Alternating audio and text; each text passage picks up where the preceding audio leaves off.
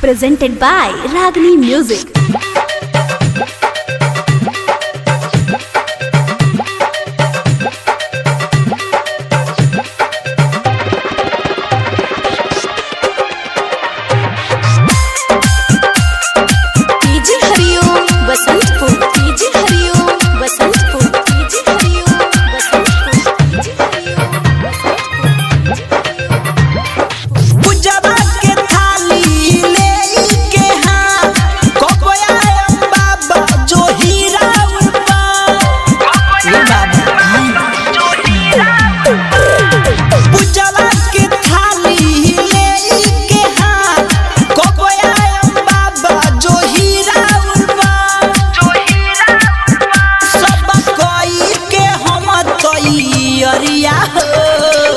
हथिया के कोई के सवरिया आई बाबा विश्वकर्मा हो आसारा में बैठी सेवा करवा आके भोगावा लगाई हो।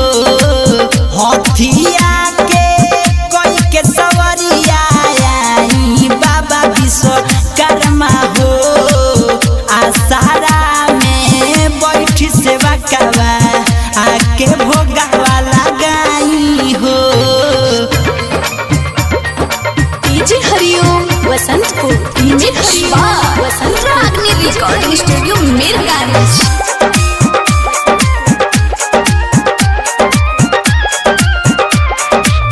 रौरे दया से बाबा चले रे नगरिया हवा में उड़ेला जहाज हो।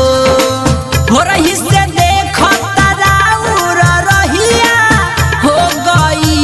बिहान हो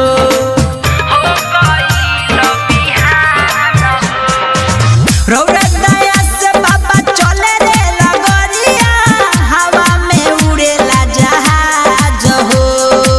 भोरही से देखो तारा उड़ रहिया हो गईल बिहान हो। दिहल तोहरे हलंका न गरिया हो। हथिया के कोई के सवरिया आई बाबा विश्वकर्मा हो आसारा में बैठ सेवा करवा आके भोगावा लगाई हो। हथिया के कोई के सवरिया आई बाबा विश्वकर्मा हो आसारा में बैठ सेवा करवा आके भोगावा लगाई हो।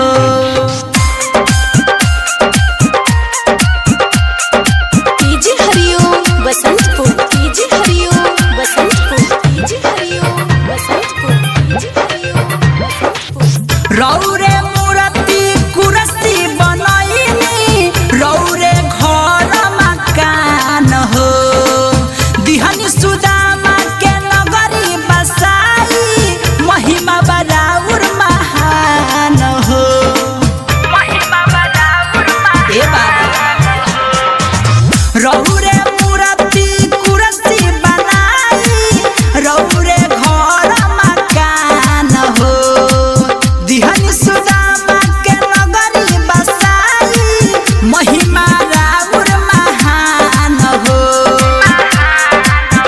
ऋषि सुनील के इहे हाथ जोरिया हो। हथिया के कोई के सवरिया आई बाबा विश्वकर्मा हो